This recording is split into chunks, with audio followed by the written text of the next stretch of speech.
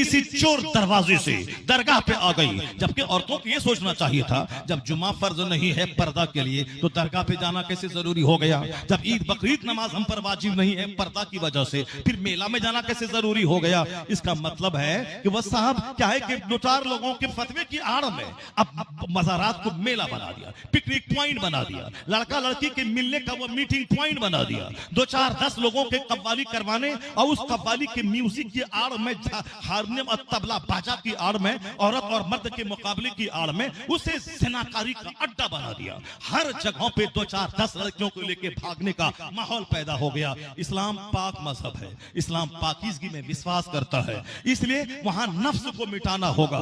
दूसरे से खतरनाक मुकाबला करने के लिए बेजा तावील नहीं करनी होगी, शरीयत के तकाजों को देखना होगा। शरीयत चाहती क्या है, इस्लाम चाहता क्या है। इसलिए अगरचे मेरा मतलब उसके खिलाफ हो कि मेरी रोजी रोटी खतरे में पड़ जाएगी, मगर कितने दिनों तक चादरें बेच के खाएगा, कितने दिनों तक औरतों की भीड़ लगा के 2 पैसा कमा के तू शक्करपाला बेच के अपना पेट पालेगा। 10 साल के बाद तो मरना होगा, मरने के बाद क्या जवाब देगा। इस्लाम फोकस करता है नमाज पे, इस्लाम जोर देता है ज़कात पर, इस्लाम जोर देता है हज पर, इस्लाम जोर देता है ज़कात पर, इस्लाम जोर देता है फास्टिंग और रोजे पर, इस्लाम जोर देता है अखलाक पर, इस्लाम जोर देता है प्योरिटी पर, इस्लाम जोर देता है मॉरलिटी पर, इस्लाम जोर देता है ऑनेस्टी पर, इस्लाम जोर देता है चैस्टिटी पर, इस्लाम जोर देता है दयानतदारी पर। यह इस्लाम अखलाक का मजहब है। Islam is the religion of morality, Islam is the religion of nature, Islam is the religion of discipline. इस्लाम डिसिप्लिन का मजहब है,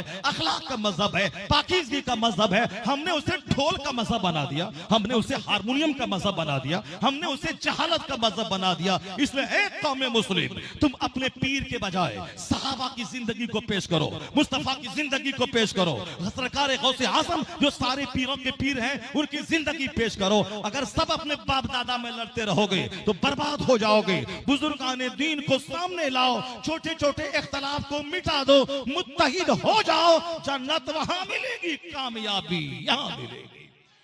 तकबीर, नारे रिसालत, पैगाम मुस्तफा, कानून मुस्तफा, खलीफाए ताजुश्शरिया, अताए ताजुश्शरिया, बस्ती बस्ती करिया करिया। नफ्स को मिटाना होगा, अपने नफ्स को पाक कर। कद अफलहा मन तज़क्का, वह कामयाब हो गया जिसने अपने आप को प्योरीफाई किया, अपने आप को गंदगी से बचा लिया। गंदी सोच, गंदा ख्याल, गंदे वसवसात, गंदे प्लान से जो अपने आप को बचा लिया। कपड़ा अगर गंदा हो तो अभी पानी धो के साफ कर लेगा, लेकिन अगर जमीर गंदा हो जाए उसका क्या इलाज होगा, सोच गंदी हो जाए उसका क्या होगा। इसलिए कपड़ा व्हाइट पहनना कमाल नहीं है, दिल को व्हाइट रखना यह कमाल की बात है, दिमाग को व्हाइट रखना यह कमाल की बात है। नियतुल मोमिन खैरुम मिन अमली, मुसलमान की नियत उसके अमल से बेहतर है। अल्लाह इन्नल्लाह ला यंजुरु इला सुवरिकुम वलाकिन यंजुरु इला कुलूबिकुम व अमालिकुम। Allah does not see your face, Allah does not see your wealth, but Allah sees your heart, Allah sees your deeds, Allah sees your action. अल्लाह नहीं देखता कि तेरा चेहरा कितना खूबसूरत है, अल्लाह तुम्हारे अमाल को देखता है, अल्लाह तुम्हारी नियतों को देखता है, अल्लाह तुम्हारे दिलों को देखता है कि दिल में क्या चल रहा है, दिमाग में क्या चल रहा है। सामने मुस्कुराहट है और यहाँ अदावत की छुरी है कि मौका मिले फौरी पीठ में घोंप दें। अब जहाँ ये 2 रुखे लोग रहेंगे उस समाज में चैन सुकून कहां से मिलेगा। बुजुर्गों की जिंदगी का एक चैप्टर में खोलता हूं, उसको आप गौर से सुनिए। कैसे कैसे लोग थे, कैसी कैसी सोच थी, आपस के इख्तलाफात को किस तरह से निपटाते थे। मुस्तफा को सामने रखकर, कुरान को सामने रखकर, अपने नफ्स को मिटा करके कैसे समाज खूबसूरत बनता था। एक किताब इस्लामिक हिस्ट्री में एक चैप्टर मिलता है। एक काजी मुनजिर नाम के एक बड़े नेक, बड़े सालेह और बहुत मुत्तकी परहेजगार एक बुजुर्ग थे जो मस्जिद में नमाज पढ़ाते थे और शहर के काजी थे। काजी मतलब चीफ जस्टिस, जो मुकदमात का फैसला करे, तलाक, निकाह, खुला और दूसरे उमूर को वह देखता रहे। काजी मुनजिर वो मस्जिद के इमाम जुमा की इमामत करते थे। जो बादशाही वक्त था, वो मिस्र का जो बादशाह था, वो बादशाह मकान बनाने में इतना मस्त हो गया था कि नमाज़े पंजगाना तो छोड़िए, जुमा में भी ताखीर से आता था, जुमा में भी ताखीर से आता था। इस कदर बड़े महल बनाने का ख्वाब उसके दिमाग में आया, उस महल में मसरूफ हो गया। नमाज़े पंजगाना तो छोड़िए, जुमा के लिए भी आने में तरद्दुद होता था और गाहे बगाहे नमाजें उसकी छूट जाती थी। एक जुमा को बादशाह मिस्र आया जुमा में, और काजी मुनज़िर जुमा के खिताब में उन्होंने दुनिया की जो मजम्मत की आयतें थी, जो मुस्तफा की हदीस में जो दुनिया की मजम्मत की गई है, ये दुनिया मुर्दार है, ये दुनिया मिस्र मुर्दार के है, ये दुनिया पर लानत की गई है। दुनिया मलऊनतुन व मलऊनतुम मा फीहा, ये दुनिया पे लानत की गई है और जो कुछ इसमें है उस पर भी लानत की गई है। दुनिया के तलबगारों पे लानत, मगर इल्ला आलिमुन और मुतअल्लिमुन और जिक्रुल्लाह व मा वाला, यानी अल्लाह का जिक्र, आलिम इल्म सीखने वाला और जो चीज इल्म दीन से रिलेटेड है वो, उस पर लानत नहीं है। क्या मतलब? मकान बनाना कमाल नहीं है, अपने अखलाक को संवारना ये कमाल की बात है, अपनी जमीन का मुकाबला करना ये कमाल नहीं है, बल्कि तमाम फराइज और वाजिबात को वक्त पे अदा करना ये कमाल की बात है। काजी मुनज़िर ने जबरदस्त तकरीर कर दी जुमा के दिन, तामीरात के वबाल के एतबार से। कुल्लु बिना य वबाल इल्ला बि जरूरत, हदीस में आया है तमाम तामीर बासे वबाल है मगर जो जरूरत के तहत हो, यानी जो मकान दिखावे के लिए बनाए वह मकान उसके लिए लानत है, वो मकान उसके लिए बद्दुआ करेगा। हम मकान का मुकाबला करने नहीं पैदा हुए हैं, हमारी गर्दन पे तो मौत की तलवार लटक रही है। किस वक्त मौत आ जाए, मुसलमान जन्नत के लिए पैदा हुआ है, जन्नत की तैयारी के लिए पैदा हुआ है। इसलिए ये दुनिया आखिरत की खेती है, दुनिया मजरातुल आखिरा, ये दुनिया आखिरत की खेती है। इस दुनिया में बंदा उस जन्नत के हासिल करने वाला काम करे, उसी में से टाइम निकालकर खाने पीने के लिए थोड़ी मेहनत कर ले, पहनने ओढ़ने के लिए थोड़ी सी मेहनत कर ले, बाकी सारा फोकस उस जन्नत का महल जो सोने चांदी की ईंट से बना होगा, जो मुश्क और कस्तूरी के गारे से जिसको जोड़ दिया गया होगा, जहां की जमीन हीरे जवाहिरात की होगी, जहां खूबसूरत बीवियां जो थूके तो सातों समंदर का सॉल्टेड वाटर स्वीट हो जाए, जहां शराबन तहूरा की नहरें, ये सारी बहारें अल्लाह ने जन्नत में तैयार कर दी है। सब कुछ उसके लिए जो इस दुनिया में जन्नत की तैयारी करेगा, ईमान लाएगा, अच्छा काम करेगा। जाहिर सी बात है जिसके घर में दीनी माहौल होगा, जहां चर्चा हदीस कुरान का होगा, उसके बाल बच्चे आईएएस ऑफिसर बनने के बाद भी गुलामे मुस्तफा बन के रहेंगे, वह मोमिन बन के रहेंगे। और जहां दीन का चर्चा नहीं हुआ, जन्नत का चर्चा नहीं हुआ, सिर्फ डीएलएड, इंजीनियरिंग, मेडिकल कॉलेज, साहब नेतागिरी, साहब पैसा कमाना, उद्योग लगाना, दौलत जमा करना, वहां के बाल बच्चे खूबसूरती के दिलदादा होंगे, माल पर आशिक होंगे, छोकरी की वजह से दीन लूटे लूटे मगर लड़की चाहिए, नौकरी के लिए चाहे दीन लूटे लूटे, दाढ़ी लूटे मगर नौकरी चाहिए। वो युबी वो दीनहु बिआरतिन मिन दुनिया, मुस्तफा कहते हैं आखिर जमाने में मुसलमान इतना अंदर से डैमेज हो जाएंगे कि दुनिया के बदले में अपना दीन बेच डालेंगे, दीन बेच डालेंगे। इतना बेचेंगे कि सुबह रहेंगे मुसलमान, शाम काफिर हो जाएंगे, शाम मुसलमान रहेंगे, सुबह काफिर हो जाएंगे। कोई तंजीम इसको रोक नहीं पाएगी। मुसलमानों के हजारों बेटे काफिरों के साथ भाग रहे हैं, मुसलमानों की लाखों बेटियां मुशरिकों के साथ भाग रही हैं। उसका वाहिद जिम्मेदार वो घराना है जहां खेल का, तमाशा का, अमिताभ का, गाने का, म्यूजिक का, हारमोनियम का, तबला बाजा का, माल कमाने का जहां शौक दिलाया जाता है, वहां तो जहां चेहरा मिला अच्छा, ईमान लुटा के उनके साथ भागी जाएगी बेटियां। हमने बेटी को बताया कब, यह दुनिया आरजी है, यह दुनिया फानी है, यह जवानी चंद दिनों की कहानी है, मौत इंतजार कर रही है, मरने के बाद जहां खरबों साल रहना है, असल आराम वहां का, असल तकलीफ वहां की। इसलिए ये दुनिया पे फोकस ना किया जाए। अगर हम उसे जन्नत की कहानी बताते, आखिरत की कहानी बताते, पुलसरात पे 500 साल के बराबर जो रास्ता है, बारीक से तलवार से ज्यादा तेज, बाल से ज्यादा बारीक, ये कहानी बच्चों को बताते, बच्चियां हमारी सहम जाती, वह दुनिया में लज्जतों की खातिर अपने ईमान का सौदा न करती। अगर हम उसे हदीस सुनाते, बुजुर्गों की कहानी बताते, अगर बेटियों को कोई काफिर 10 करोड़ रुपए का ऑफर देकर उसके ईमान को लूटना चाहता, यह कहती मैं तेरे चेहरे पे थूक दूंगी, जिंदगी भर कुंवारी रह जाऊं मगर ईमान का सौदा नहीं करूंगी। मगर ईमान का सौदा नहीं करूंगी। ये वही बोलेगी जिसके बाप ने घुट्टी में इस्लाम पिलाया होगा, जिसके बाप ने जन्नत की बात बताई होगी, जिसके बाप ने दुनिया को चंद दिन की कहानी और असल आखिरत की कहानी उसकी दास्तान सुनाई होगी। तब उनके बेटे बचेंगे।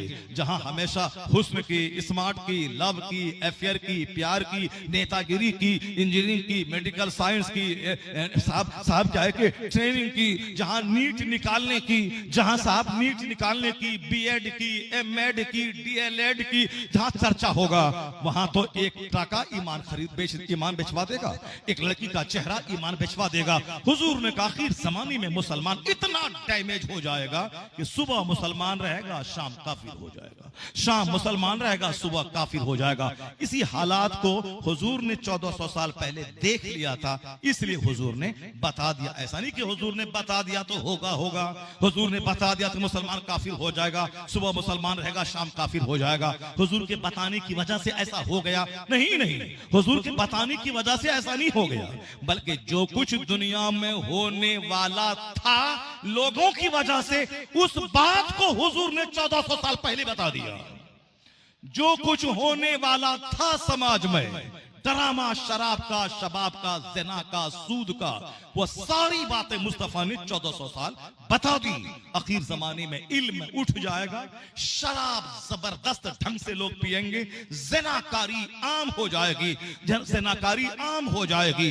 जिस तरह जानवर एक दूसरे से मिलते हैं उसी तरह रास्ता चलते लोग ज़िना करेंगे, कोई उसको बुरा समझने वाला नहीं रहेगा। जैसे पहले जमाने में और 80 साल की बूढ़ी भी वह सर पे आंचल रख के रहती थी, कोई अजनबी पड़ोसी उसका बाल नहीं देख पाता था, चेहरा नहीं देख पाता था। लेकिन आज वह पर्दा खत्म हो गया। आज एक जवान लड़की दुपट्टा के बगैर जींस टी शर्ट पहनकर सड़कों पे आम टहल रही है, जबकि सारी निगाहें उसके ढांचे को देख रही होती हैं और मर्दों के दिल दिमाग में बहुत सारे हलचल मचती रहती है। लेकिन कौन कहे, ये तो एक फैशन हो गया। अब कोई बोलने वाला नहीं है कि ऐसा निर्वस्त्र होके क्यों चल रही है, और अगर कोई बोलेगा उसको जेल में डाल दिया जाएगा, क्योंकि उस निर्वस्त्र रहने वाली औरतों की तरफ से बोलने वाला जज है, बोलने वाला कोर्ट है, बोलने वाली कचहरी है, बोलने वाले स्कूल के जिम्मेदार हैं। समाज के लुच्चे लफंगे गोंडे चाहते हैं कि औरतें नंगी सड़कों पे रहें, ताकि मेरी आंखें मजा लेती रहें, ताकि हम उसको देख देख कर अपना दिल बहलाते रहें। वरना एक औरत सर से लेके पांव तक निकाब पहन के स्कूल पढ़ने आई है, उसको तो खुश होना चाहिए कि इससे हमारे समाज के नौजवानों में गलत असर नहीं जाएगा।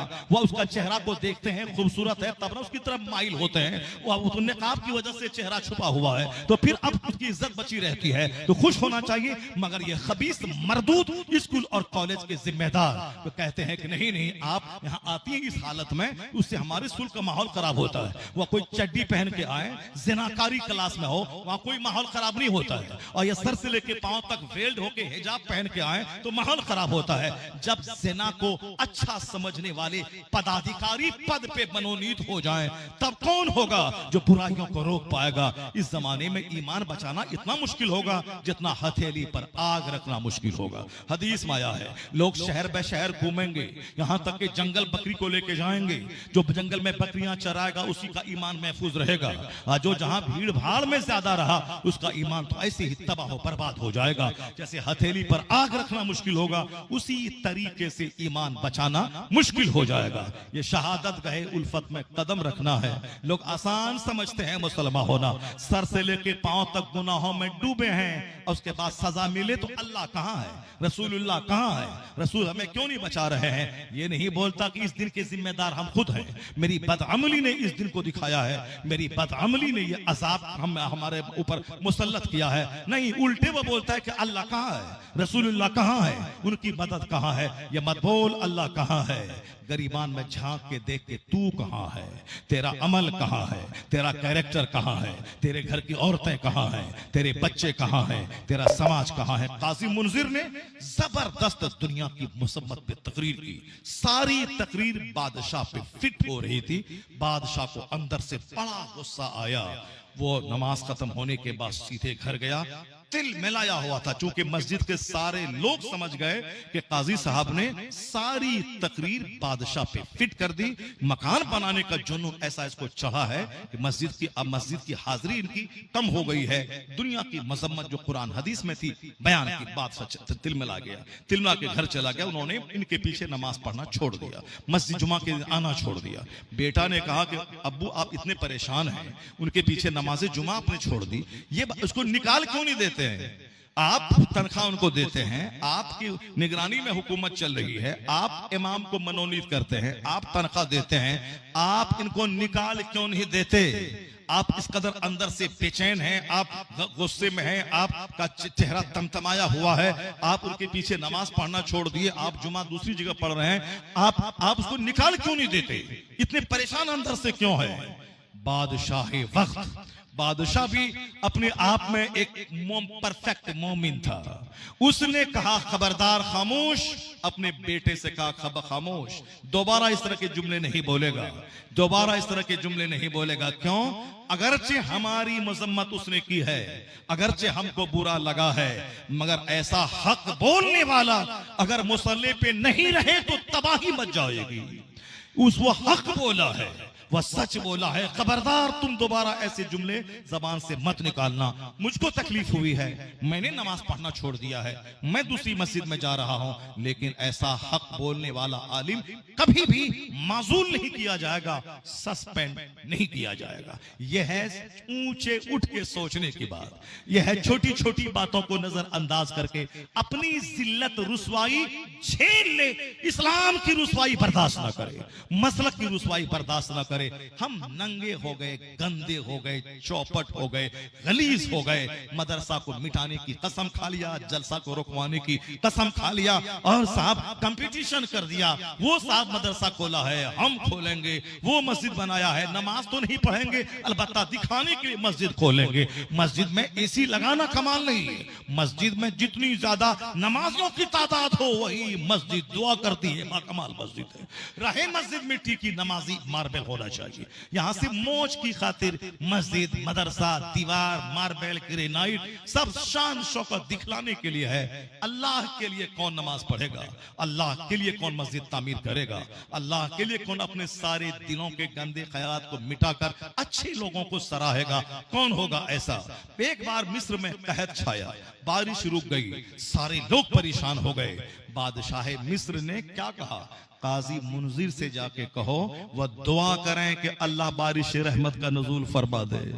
वही जिनके खिलाफ उन्होंने तकरीर की थी, वो क्या कहते हैं? अपने गुलाम से, काजी मुनजिर से जाके कहो कि बारिश बंद हो गई है, लोग परेशान हैं, वो दुआ करें कि बारिश हो जाए। अल्लाह समद। जब बादशाह मिस्र सुल्तान अब्दुल नासिर का जब काजी मुनजिर के पास पहुंचा तो काजी साहब ने कहा कि बादशाह इस वक्त क्या कर रहा है? इस वक्त में कहत छाया है, बारिश रुक गई है, मुझसे दुआ की दरखास्त करने के लिए तुमको भेजा है, ये बताओ कि बादशाह इस वक्त कर क्या रहा है? कहा बादशाह इस वक्त जमीन पे अपनी पेशानी रगड़ रगड़ के दुआ कर रहा है। बादशाह मिट्टी पे अपनी नाक पेशानी रगड़ कर वो दुआ कर रहा है, रो रो कर। कहा जाओ खुशखबरी सुना दो, जब मुल्क का बादशाह वह मिट्टी पे नाक रगड़ के दुआ करे, खुशखबरी सुना दो कि अब बारिश होने ही वाली है, बारिश आने वाली है। इधर कासिद खबर लेके गया, उधर वो झमाझम बारिश हुई कि सारा मिस्र सरसब्ज़ो शादाब हो गया। ये है बुजुर्गान दीन की वो कहानियां जो हम जैसे गंदों को अपना आईना दिखलाती है। कैसे वह लोग कुव्वते बर्दाश्त, कुव्वते सब्र के मालिक थे। वह लोग छोटी छोटी बातों, गंदी गंदी बातों के पीछे पड़कर इस्लाम का, मस्जिदों का, मदरसे का नुकसान नहीं करवाते थे। इस्लाम का मफाद जिसमें हो, सुन्नियत का मफाद जिसमें हो, मसलक का मफाद जिसमें हो, मशरब का मफाद जिसमें हो, उस मफाद की खातिर अपने जिल्लत को बर्दाश्त कर लेते थे, मगर इस्लाम को नुकसान नहीं पहुंचने देते थे। यही कहानी बुजुर्गान दीन से हमारी जिंदगी में रोशनी के लिए काफी है। मैंने कहा आपसे कि एक खातून बगदाद की सर से लेके पांव तक नेकी का मुजस्समा है, और एक बाप दिन भर जिहाद, रात भर सजदा। एक खता हो गई, उसकी माफी के लिए 10 साल तक नौकरी, फिर लूली लंगड़ी अपाहिज गोंगी से निकाह करने का की शर्त पर राजी हो जाना, ताकि सारी तकलीफ दुनिया की मगर कयामत के दिन बेदाग होके जाऊं, वहां अल्लाह के नजदीक शर्मिंदा ना होना पड़े। लूली लंगड़ी अपाहिज बीवी दुनिया की मुसीबत है, चंद दिनों की, ये झेल लूंगा, मगर अगर माफी इसी शर्त पे ठहरी है तो बस मैं उस लूली लंगड़ी से निकाह करने को तैयार हूं। तैयार हो गए, क्यों? एक मुसीबत को उठाने के लिए। लेकिन जो अल्लाह से सौदा करता है, अल्लाह ताला ज्यादा दिन तक उसको नुकसान में नहीं रखता, अल्लाह ताला बेहतरीन बदल अता फरमाता है। उस नौजवान ने अल्लाह की मोहब्बत में आखिरत के अजाब से बचने के लिए एक लूली लंगड़ी से शादी कर ली, ताकि हमारा ये जुर्म माफ कर दे। ना सोचा था कि खूबसूरत होगी, नहीं, बल्कि लूली लंगड़ी समझ के निकाह कर लिया। अल्लाह की मोहब्बत में, अल्लाह से डरते हुए, कयामत के दिन हिसाब किताब से की गिरफ्त से बचते हुए इस गुनाह के दाग को यही धोना चाहा। मालूम है जब गुजरे उरूसी में दाखिल हुआ, हुस्नो जमाल की देवी बैठी है, बाहर निकला, महसूस हुआ कि मेरी बीवी नहीं, मैं गलत कमरे में दाखिल हो गया हूं। लेकिन लड़की के वालिद ने कहा, बेटा ये तुम्हारी बीवी है। मैंने जो कहा था लूली लंगड़ी गोंगी, इस माना कर कहा था कि मेरी बिटिया इतनी परहेजगार है कि जबान ने आज तक गुनाह नहीं किया है, कान ने आज तक खता नहीं किया है, हाथ पांव से गुनाह का सुदूर नहीं हुआ है। वो लड़का सजदे में सर रख के अल्लाह की इस नेमत का शुक्र अदा किया होगा, मालिक मैं आखिरत के अजाब से बचने के लिए, मैंने इस गुनाह की माफी के लिए इस लड़की को मैंने कबूल किया था, तूने इस सौदे को नफा बख्श बनाया कि जन्नत तो दूर है, इसी दुनिया में उस सब्र का जबरदस्त इनाम तूने अता फरमा दिया। जब बाप अल्लाह से डरने वाला, मां सर से लेके पांव तक नेकी का पुतला, तब अल्लाह ने दोनों के मिलने के बाद जो औलाद दिया है वह करोड़ों कादरियों का इमाम और मुर्शिद, वलियों का सरदार अब्दुल कादिर जिलानी की सूरत में अता फरमा दिया। एक गौसे आजम का लंगर खाने वाले, एक तोशा और मालिदा खाने वाले, एक साहब गौसे आजम के नाम पे लंगर लुटाने वाले। गौसे आजम लंगर से उतना खुश नहीं होंगे जितना आपके झूठ छोड़ने से खुश होंगे, आपकी नमाजों की पाबंदी से खुश होंगे, जितना आपके तकवा परहेजगारी से खुश होंगे। लंगर तो खिलाया, जो डेली खाते हैं वो खिला दिया, लेकिन गौसे आजम का जो मिशन था, बुराइयां मिटाना, नेकियां फैलाना, मुस्तफा के दीन को कायम करना, अमीर से लेके गरीब सारे घरों में पाकीज़गी का माहौल पैदा करना, शराब निकालकर वहां तिलावत कुरान को दाखिल करना, गौसे आजम का मिशन यही था। और वह मिस्र पूरे बगदाद को बुराइयों से पाक कर गए, दीन को जिंदा कर दिया। मुहिउद्दीन का टाइटल अल्लाह की तरफ से आपको मिला, दीन को जिंदा करने वाले हैं। तो गौसे आजम जो दीन को जिंदा करने आए थे, जो 25 साल तक जंगलों के पत्तों को खा करके उन्होंने विलायत हासिल की थी, मार्फत का नूर हासिल किया था, उसने बगदाद के मरे हुए इस माहौल को इतना जिंदा किया। मदरसा जिंदा हुआ, खानका जिंदा हुई, मस्जिद का निजाम चुस्त और दुरुस्त हुआ। 70-70 हजार लोग आपकी तकरीर सुनने के लिए आने लगे। यानी जो जहां दीन मर चुका था, गौसे आजम की मेहनतों से अल्लाह ने दोबारा दीन को जिंदा कर दिया। इसलिए गौसे आजम का नाम अब्दुल कादिर था, उसका नाम हो गया मुहिउद्दीन, दीन का जिंदा करने वाला। तो जो दीन को जिंदा करेगा, दीन के लिए मेहनत करेगा, वह गुम नहीं होगा। आज 800 साल हो गए, अल्लाह ने दीन की खिदमतों का इनाम गौसे आजम को यह दिया कि बगदाद से उठाया, शोहरत के आसमान पे पहुंचा दिया।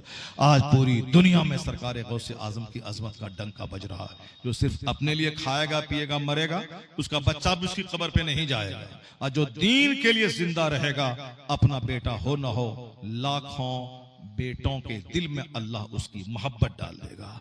इसलिए जमींदारों की कब्रों पे जानवर चरते हैं, मगर फकीरों दुर्वेशों अल्लाह वालों की कब्र पे गुलाब चढ़ाया जाता है, वहां मुश्क और अंबर लगाया जाता है। लाखों करोड़ों की भीड़ रहती, ताकि दुनिया जान ले जो बाल बच्चों के लिए सिर्फ जिएगा, उनके बाल बच्चे भी उसको भूल जाएंगे।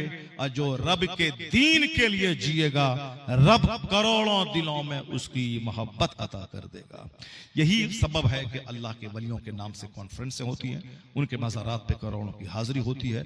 यह हाजिरी इसीलिए ताकि लोग उनकी जिंदगी से नूर हासिल करें, उनकी जिंदगी से जज्बात हासिल करें, उनकी जिंदगी से इंतुजियाज्म हासिल करें, उनकी जिंदगी से उत्तेजना हासिल करें, उनकी जिंदगी से प्रेरणा लें, उनकी जिंदगी से जिंदगी गुजारने का नुस्खा वहां से हासिल करें। इसलिए हुजूर ने कहा था, मैं कब्रों की जियारत से तुझको रोका था, अब मैं कहता हूं फजूरुहा, जियारत क्या करो। क्यों? फइन्नहा तुज़खिदु फिद दुनिया व तुज़क्किरुल आखिरा, इसलिए कि कब्रों की जियारत से आखिरत याद आएगी और दुनिया की चाहत घटेगी। हुजूर ने इसीलिए कहा था कब्रों की जियारत क्या करो कि आखिरत याद आएगी और दुनिया की चाहत घटेगी। हम लोगों ने उसी कब्र को धागा तागा मेला बना दिया, दुनिया मांगने का जरिया बना दिया। जिस कब्र की हाजिरी को हुजूर ने दुनिया की चाहत घटाने का जरिया बनाया था, हमने उसी कब्र को दुनिया बटोरने का जरिया बना दिया। इसीलिए बरकतें खत्म हो गई, रूहानियत खत्म हो गई। अल्लाह तबारक व तआला हमको आपको सबों को नेक लोगों का चर्चा करने, उनकी जिंदगी से नूर हासिल करने की तौफीक अता फरमाए। आमीन।